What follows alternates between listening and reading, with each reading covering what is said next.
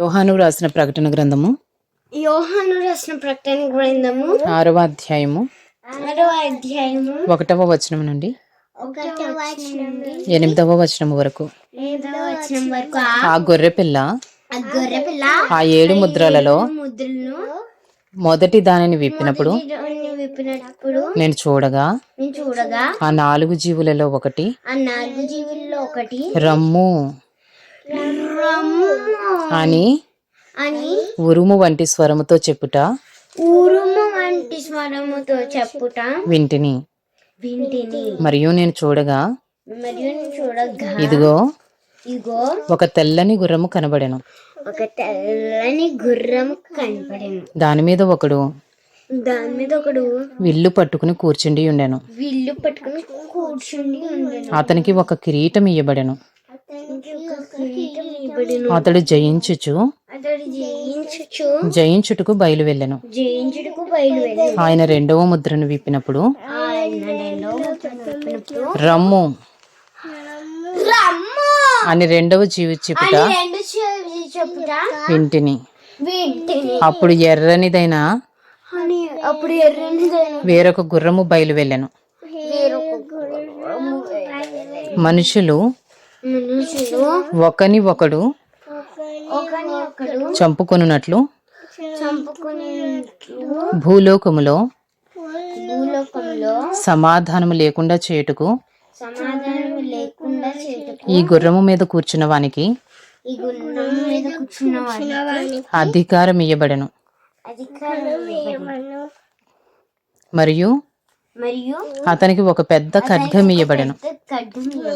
ఆయన 3వ ముద్రను విప్పినప్పుడు రమ్ము అని 3వ జీవి చెప్పుట వింటిని. నేను చూడగా ఇదిగో ఒక నల్లని గుర్రము కనబడెను. దాని మీద ఒకడు త్రాసు చేత పట్టుకుని కూర్చుండి ఉండెను. మరియు దేనారమునకు ఒక సేరు గోధుమలనియు దేనారమునకు 3 సేర్ల యవలనియు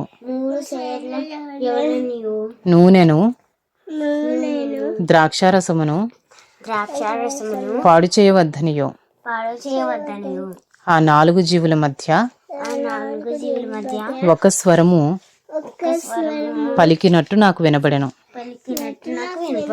ఆయన 4వ ముద్రను విప్పినప్పుడు రమ్ము అని 4వ జీవి చెప్పుట వింటిని.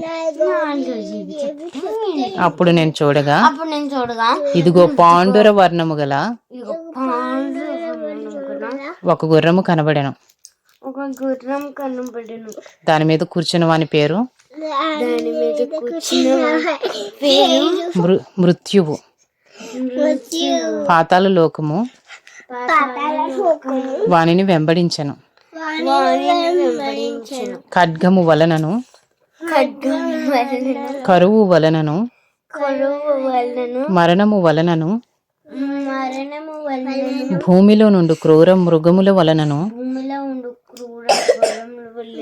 భూ నివాసులను చంపుటకు